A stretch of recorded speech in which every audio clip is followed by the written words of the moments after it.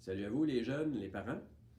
Alors, la dernière fois, vous avez entendu le texte du recouvrement de Jésus au temple dans la parole de Dieu. Puis on vous avait demandé de dégager, c'est quoi les traits de caractère de Jésus qui se dégagent de ce texte-là. Puis peut-être vous, les parents, de regarder avec vos jeunes, qu'est-ce que vous reconnaissez de ces traits de caractère-là chez eux. Fait que moi, j'en ai tiré quelques-uns. Je regarde par exemple que Jésus, il a un désir d'indépendance. On peut vous dire, Jésus, dans le fond, il décide de faire à sa tête, à l'insu de ses parents. On voit qu'il veut développer son autonomie, donc par rapport à sa famille, puis par rapport à lui-même. Il veut être maître de ses choix, comme ça arrive vous autres à l'adolescence. Il répond à ses parents, ne savez-vous pas que je vais être à la maison de mon père? Hein? Euh, Aussi, Jésus, il a de la curiosité, comme vous autres les jeunes. Il pose des questions.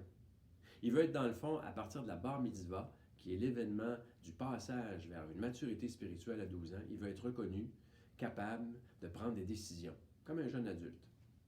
Puis pas rien que ça. C'est un garçon on voit qu'il est intelligent. On voit qu'il est persévérant, parce que pendant 3 jours de temps, il veut poursuivre sa recherche. Puis finalement, il est obéissant à ses parents. Parce qu'à un moment donné, il a comme pas été conscient que ses réactions, là, la réaction de ses parents, il avait peut-être pas vu ça venir. Alors, c'est peut-être ça aussi qui est l'ado Jésus, puis moi, je trouve que ça nous dit quelque chose de beau sur lui. Puis en même temps, à travers ce passage vers la libre obéissance de la part de Jésus à ses parents, aussi, on voit que Jésus est profondément enraciné dans le désir d'être uni déjà à la volonté de son Père. Puis ça, là, c'est du nouveau. C'est du nouveau pour ses parents.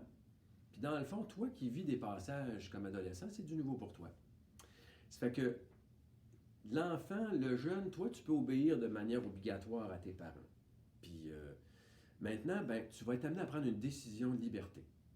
On va t'inviter à écrire une lettre à l'évêque. Une lettre qui va te permettre de dire pourquoi tu veux être confirmé. C'est peut-être un premier geste de liberté personnelle et spirituelle que tu es invité à vivre. Fait que c'est ce geste de passage que toi aussi tu es appelé à vivre, puis que je t'invite à réfléchir, puis dans notre prochain message, je vais te préciser c'est quoi qu'on écrit dans notre lettre.